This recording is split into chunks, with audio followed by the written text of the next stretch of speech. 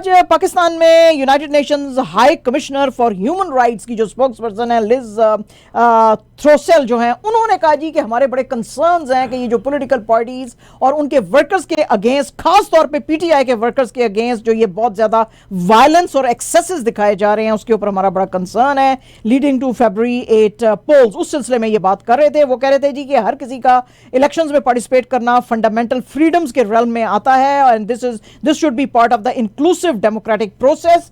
और पाकिस्तान जो है वो पिछले 15 साल से बड़ी मुश्किल से कोशिश कर रहा है कि वो अपना डेमोक्रेटिक एक सिस्टम चलाए। इसके अंदर काफी उसको सिक्योरिटी और इकोनॉमिक चैलेंजेस भी हैं, फिर भी यानी कि लंगड़ी लूड़ी फिर भी ये डेमोक्रेसी चलाने की कोशिश कर रहा है, जिसकी उन्होंने तारीफ की कि एटलीस्ट कोशिश तो कर रहे हैं वो।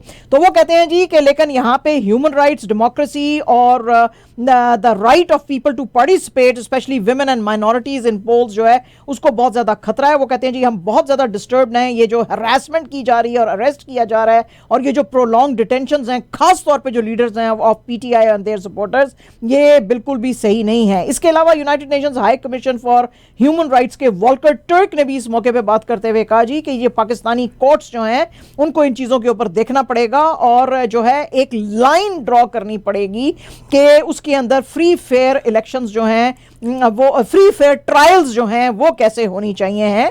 और पाकिस्तान जो है क्योंकि part of international human rights जो है वो सिग्नेटरी है, तो उसके ऑब्लिगेशंस हैं कि वो इन सब चीज़ों को पूरा करे और अदालतों का ये भी काम है कि वो कोशिश करें कि यहाँ पे फ्री और फेयर जो हैं वो इलेक्शंस हों ताकि लोग भी जो हैं वो अपना डेमोक्रेटिक राइट जो है वो कर सकें। और इसके अलावा गवर्नमेंट्स जो हैं या अथॉरिटीज़ को उन्होंने कहा जी कि ऐसा एनवायरनमेंट आप पैदा करें जो प्रमोट और प्रोटेक्ट करे full range economic, social, cultural, civic और पॉलिटिकल राइट्स जो हैं, क्योंकि ये सब चीज़ें इंटरकनेक्टेड हैं। सो जो भी गवर्नमेंट है यानी कि हुकूमत वक्त है उसका काम है कि वो इंश्योर करें कि ये सब चीज़ें जो हैं ठीक तरह से जाएं। पीटीआई जो है आज उसने फिर से सुप्रीम कोर्ट को मूव किया क्योंकि आपको पता है अब 2 दिन ही रह गए हैं, आज 6 तारीख है, 8 को पाकिस्तान में इलेक्शन है। उन्होंने कहा जी कि आपने ये जो जनवरी 13 को डिसीजन दिया था जिसमें कि आपने अप होल्ड किया था इलेक्शन कमीशन ऑफ पाकिस्तान का वर्डिक्ट, जिसमें कि उसने कहा था कि पीटीआई के इंट्रा पार्टी इलेक्शन चूंकि अनकॉन्स्टिट्यूशनल है इसलिए इसका जो बैट सिंबल है इससे लिया जाता है।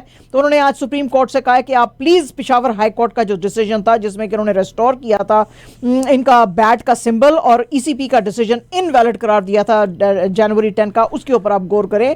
और पीटीआई की जो पिटीशन थी उसने कहा जी कि हमने ये जो इंट्रा पार्टी इलेक्शन दिसंबर में कराए थे वो अकॉर्डिंग टू पार्टी कॉन्स्टिट्यूशन हमने कराए थे और ईसीपी जो है वो एम्पावर्ड नहीं है कि वो रिव्यू कर सके इंट्रा पार्टी इलेक्शंस किसी भी पॉलिटिकल पार्टी के।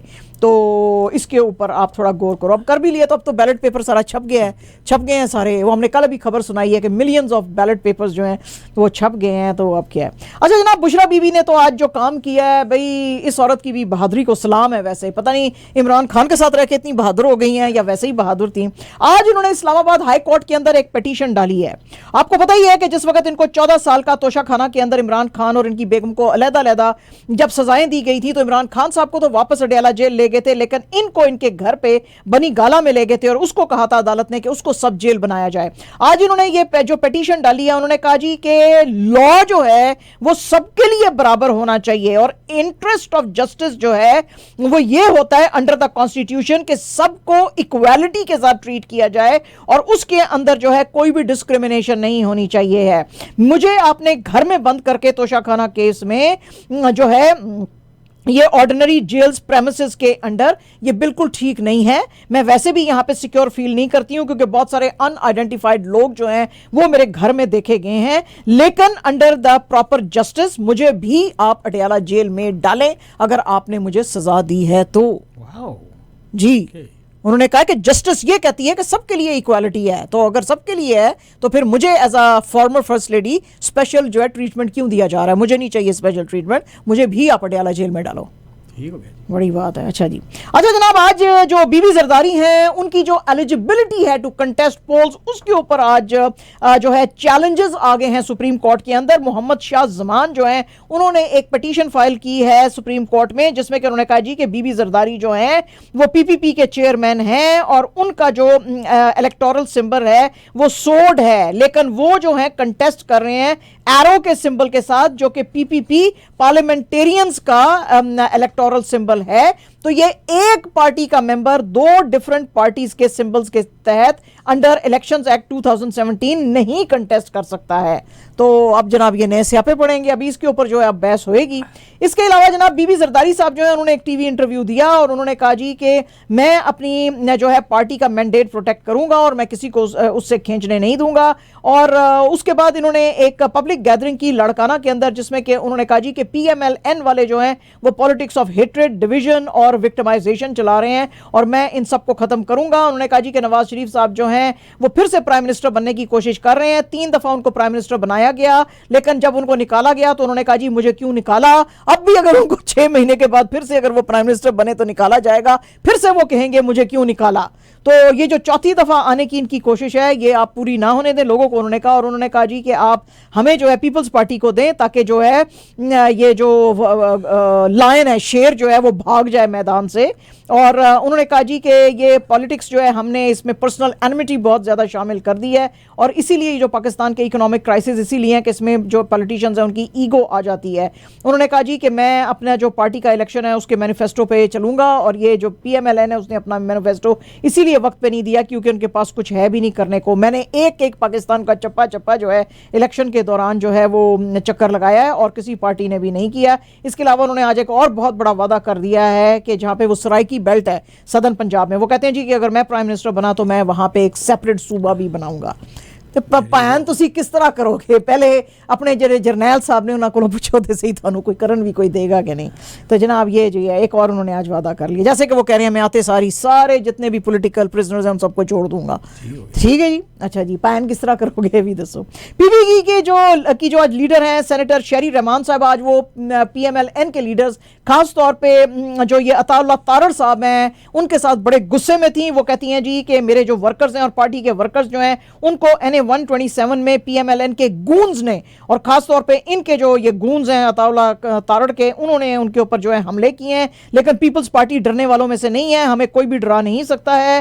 और ये जो सीट है NA 127, वो कहते हैं जी यहाँ से बीबी जरदारी जो हैं वो इलेक्शंस लड़ रहे हैं। आज ये प्रेस से बात कर रही थी लाहौर के अंदर और इनको ज्वाइन किया था union council chairman of PTI इकराम मलिक ने भी। उन्होंने कहा जी कि मैं PTI छोड़ के PPP को कर रहा हूं। इसके अलावा लंगा जो कम्युनिटी है उन्होंने भी कहा कि हम बीबी जरदारी को यहाँ पे NA 127 में सपोर्ट करेंगे। इनके साथ थे आज PPP के फैसल मीर, उन्होंने भी कहा जी कि PMLN के जो कैंडिडेट्स हैं वो एक मनी मार्केट चला रहे हैं और फेयर इलेक्शंस को जगह नहीं दे रहे हैं। ते पायन उड़की करिए सी फिर है जी। अच्छा जनाब, care taker prime minister Anwarul हक काकड़ साहब जो हैं उन्होंने कहा जी कि डिस्पाइट ऑल चैलेंजेस हम पूरी कोशिश करेंगे कि इस मुल्क के अंदर जो है फ्री और फेयर और पीसफुल और सीमलेस इलेक्शंस जो हैं वो कराएं। आज वो बात कर रहे थे कॉमनवेल्थ ऑब्जर्वर्स ग्रुप जो है वो जो यहाँ पे इनसे मिलने के लिए PM हाउस में आया हुआ था, जिसको के चेयर कर रहे हैं गुडलक जॉनथन इस्लामाबाद के अंदर। उन्होंने उनको इस्लामाबाद में वेलकम किया और उन्होंने कहा जी कि पाकिस्तान फुली कमिटेड है एज कॉमनवेल्थ मेंबर कि हम एक इंडिपेंडेंट जो आप ऑब्जर्वर्स इंटरनेशनल ऑब्जर्वर्स हैं उनको हम यहाँ पे वेलकम करें ताकि आप हमारे इलेक्शंस देख सकें कि बिल्कुल हम फ्री और फेयर कराने की कोशिश कर रहे हैं। अब ये रिपोर्ट्स ये भी आ रही हैं कि बहुत सी जगहों पे जैसे कि पंजाब के अंदर 50,000 पोलिंग स्टेशंस जो हैं सेटअप किए गए हैं क्योंकि पंजाब में इस दफ़ा वोटिंग करेंगे 70 मिलियन वोटर्स, और यानी कि ये वोटर्स हैं, पॉपुलेशन इससे ज्यादा है आप सोचें। ठीक है जी, ये वोटर्स हैं खाली। फिर वो कह रहे हैं जी कि मिलिट्री जो है उसको भी डिप्लॉय किया जाएगा पोलिंग स्टेशंस के बाहर in case of emergency. Police जो है वो फर्स्ट ईयर सिक्योरिटी जो है वो प्रोवाइड करेगी, सिविल आर्म्ड फोर्सेस सेकंड और मिलिट्री जो है वो थर्ड। इस्लामाबाद पुलिस जो है उसने भी कमांड एंड कंट्रोल सिस्टम बनाया है ताकि मॉनिटर कर सकें डिफरेंट पोलिंग स्टेशंस को और इन केस कहीं पे हुल्लड़बाजी होती है तो वहां पे फौरन ये पहुंचेंगे। हिंदुस्तान के अंदर भी जनाब चीजें बहुत सारी गर्म हैं और आज सीताराम येचूरी जो कि communist party of India Marxist से हैं उन्होंने आज बहुत ज्यादा स्लैम किया एक जो प्रपोजल लाने की कोशिश की जा रही है वन नेशन वन इलेक्शन। उन्होंने कहा जी कि ये इंतहाई एंटी डेमोक्रेटिक है, ये ऐसे हो नहीं सकता है क्योंकि डिफरेंट जगह जो हैं उनके अंदर डिफरेंट टाइम के ऊपर इलेक्शंस आते हैं।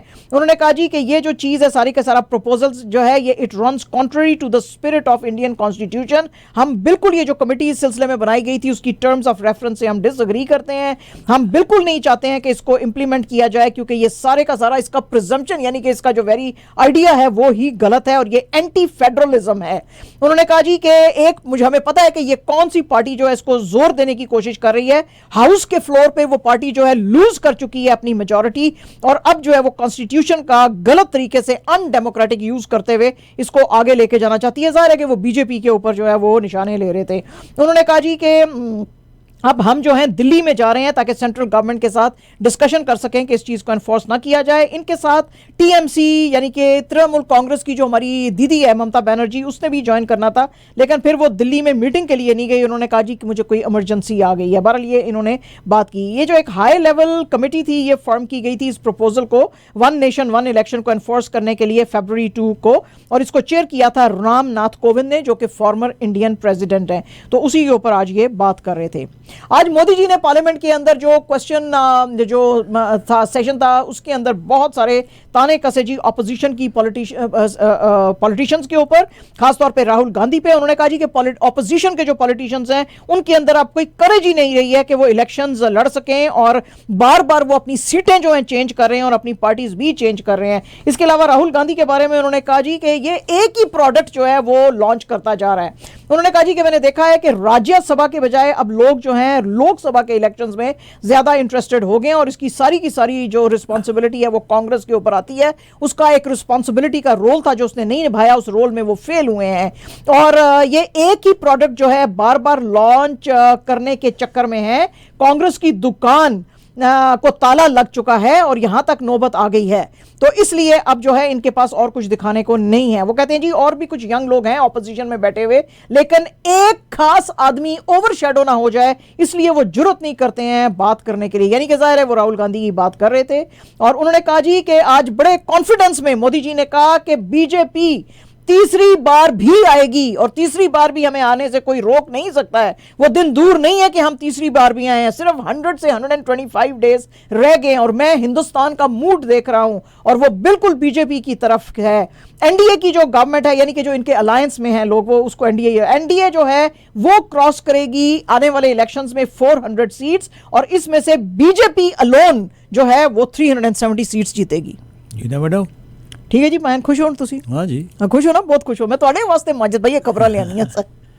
और जनाब फाइटर जो मूवी जिसमें ऋतिक रोशन और दीपिका पाडुकोण थे, आपको पता ही है पहले कहा जा रहा था जी कि ये इसने बिकनी क्यों पहन ली है, ये एयरफोर्स की एक अफसर है, ये बड़ा ही खराब इसने काम किया। अब एक और आ गया इनको लीगल नोटिस। ये लीगल नोटिस जो है इंडियन एयरफोर्स के ऑफिसर विंग कमांडर सौम्या दीप दास जो हैं उन्होंने आज ये डाला है और उन्होंने कहा जी कि इन दोनों ने जो किस किया था वहां पे एयरफोर्स के रनवे पे, ये इंतहाई किस्म का जो है डिग्रेडिंग किस्म का जो है, ये जो एयरफोर्स की जो यूनिफॉर्म है वो सिर्फ पीस ऑफ क्लोथिंग नहीं है, वो बड़ा ही पावरफुल सिंबल है जिसमें कि शो करती है इंडियन एयरफोर्स की unwavering commitment to duty, national security and selfless service.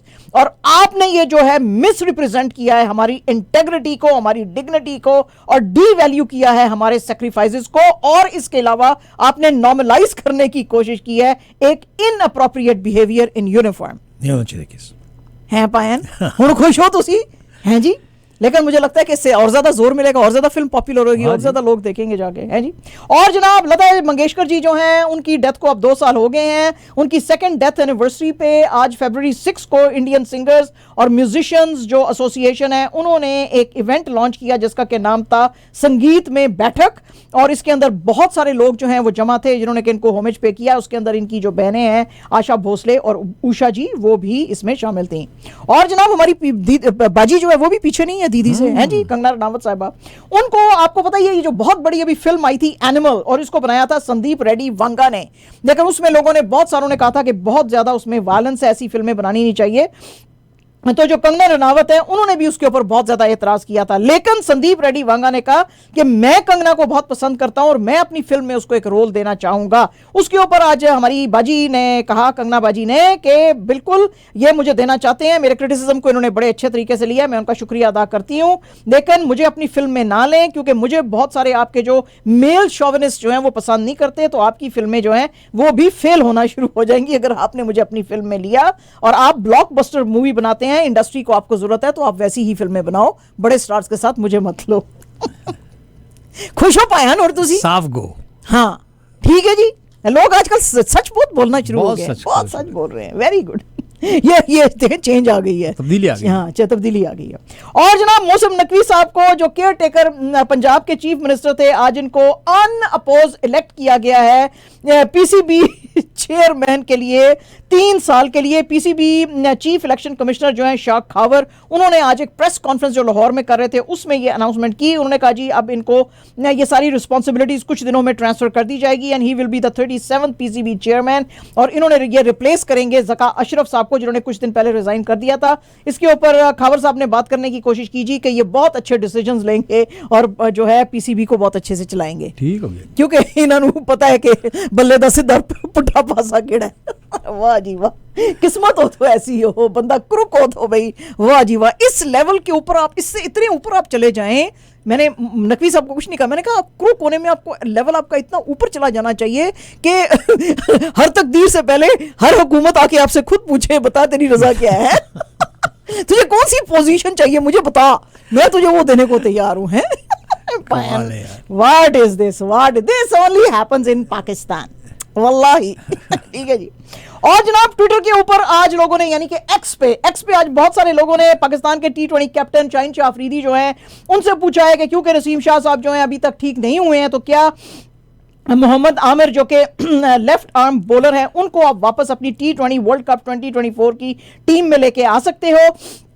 उस पर शाहीन शाह अफरीदी ने कहा कि मैंने इनके साथ जो है ऑलमोस्ट 5 ईयर्स तक बॉलिंग की थी, मेरा इनके साथ बड़ा अच्छा एक्सपीरियंस रहा, लेकिन 2020 में आमिर ने इंटरनेशनल क्रिकेट से रिटायरमेंट ले ली थी। मैं इनसे पूछ सकता हूं कि अगर ये आना चाहते हैं तो फिर मैं जो है इनको मे भी हम अपनी टीम का हिस्सा बनाएंगे, लेकिन उनकी रजामंदी जरूरी है। 2020 में जब आमिर ने रिटायरमेंट ली थी इंटरनेशनल क्रिकेट से, तो उस वक्त उन्होंने कहा था कि हेड कोच मिसबाह उल हक और बॉलिंग कोच वकार यूनुस जो हैं वो बहुत ज्यादा फेवरेटिज्म दिखाते हैं और मेरे साथ बड़े इनजस्ट तरीके से पेश आते हैं। ठीक है जी, हाँ जी। और जनाब absolutely our last news, Jordan ने जनाब आज बड़ी ही हिस्ट्री क्रिएट की। आपको पता ही है कि ये जो फुटबॉल के मैचेस चल रहे हैं एशिया कप के अंदर कतर के अंदर, उसमें साउथ कोरिया बड़ी तगड़ी टीम थी और बड़ी फेवरेट थी, उसको 2-0 से आज इन्होंने हराया है and as a result they have reached the finals.